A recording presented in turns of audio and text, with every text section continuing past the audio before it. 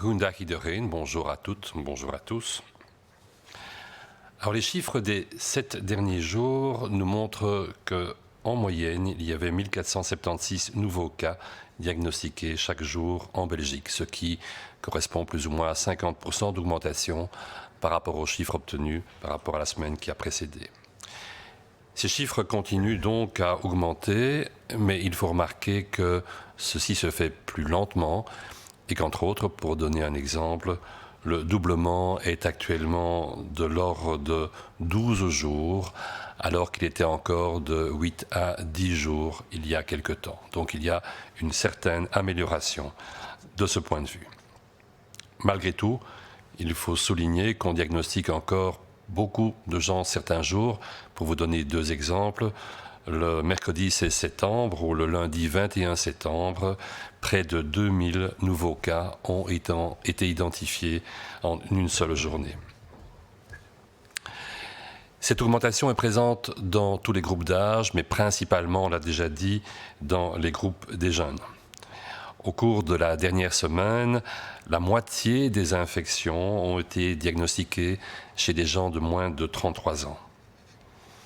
Si l'augmentation chez les adolescents, dont on a parlé il y a quelques jours, est toujours bien présente, elle semble un peu moins prononcée actuellement. Et par contre, et ça nous inquiète plus, l'augmentation continue à se manifester chez les personnes plus à risque, les personnes plus âgées, de plus de 70 ans par exemple. On l'a déjà dit, on part de plus bas, mais malheureusement on continue toujours à doubler le nombre de cas et c'est là que le public à risque se trouve. L'ensemble de ces données nous pousse à réitérer une recommandation qu'on a déjà faite, mais il n'est jamais mauvais de taper plusieurs fois sur le même clou, pour les jeunes entre autres, pour ceux qui vont rentrer ce week-end. Allez voir vos grands-parents, allez voir vos parents, mais prenez des précautions. Vous êtes le plus à risque d'être positif, ils sont les plus à risque d'avoir des complications, et donc il ne faut pas abandonner ces contacts, mais il faut les entourer, tout spécialement encore actuellement, de précautions bien appliquées, et vous savez quelles elles sont. Au niveau régional, on se retrouve devant le même tableau qu'il y a quelques jours, c'est-à-dire avec une augmentation qui est présente dans quasi toutes les provinces. Elle va de plus 14% en Flandre occidentale à plus 108% dans le Brabant wallon.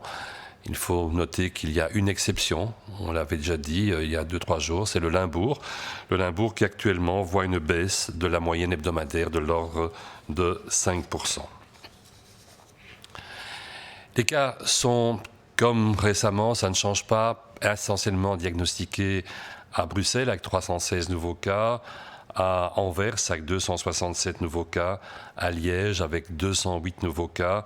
Et dans toutes ces situations, on a une augmentation d'environ 50% par rapport aux chiffres de la semaine qui a précédé. Je pense qu'il y a à insister sur le cas de Bruxelles où effectivement, durant la dernière semaine,